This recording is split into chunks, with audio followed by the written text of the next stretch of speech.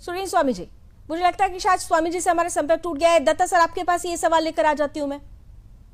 देखिए, straight of Hormuz की जहां बात आती है, स्ट्रेट ऑफ हॉर्मुज बहुत ही महत्वपूर्ण है। वो केवल आर्थिक रूप से महत्वपूर्ण नहीं है, जियो स्ट्रेटेजिक इक्वेशन के हिसाब से भी बहुत महत्वपूर्ण है, क्योंकि एक बहुत क्रिटिकल एरिया पे है स्ट्रेट ऑफ हॉर्मुज, और पर्शियन गल्फ का एक बहुत इंपॉर्टेंट इलाका है।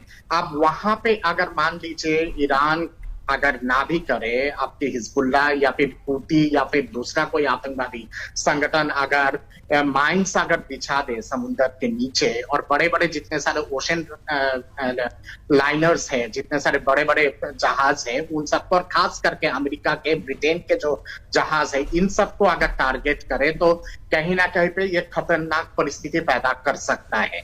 इसके साथ साथ मैं ये भी जानता हूं कि ज्यूइश डायस्पोरा जो है वो अमेरिका में सबसे पावरफुल डायस्पोरा में से है, और वो निर्णायक भूमिका अदा करती है अमेरिका के डोमेस्टिक पॉलिटिक्स के लिए वहां पे, अमेरिका में, यूनाइटेड स्टेट्स ऑफ अमेरिका में।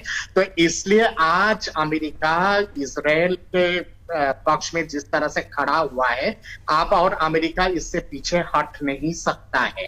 आप इसके बाद अगर अमेरिका को कदम उठाना होगा तो इससे बड़ा कदम उठाना होगा, और ये बड़ा कदम अगर अमेरिका कल को अगर उठाती है तो कहीं ना कहीं पे मैं समझता हूं कि बाकी जितने सारे रीजनल प्लेयर्स हैं जिनका इंटरेस्ट जुड़ा हुआ है, चाहे वो रूस का हो, चाहे वो चाइना का हो, या फिर बाकी महत्वपूर्ण पावरफुल कंट्रीज का हो, उनका इंटरेस्ट भी कहीं ना कहीं पे प्रभावित होता है। उनका इंटरेस्ट भी कहीं ना कहीं से प्रभावित होगा। यानी ऑल इन ऑल अगर देखें तो पूरे विश्व पर इसका असर जरूर नजर आएगा। Thank you so much gentleman, हमारे साथ जुड़ने के लिए। समय में ऑलरेडी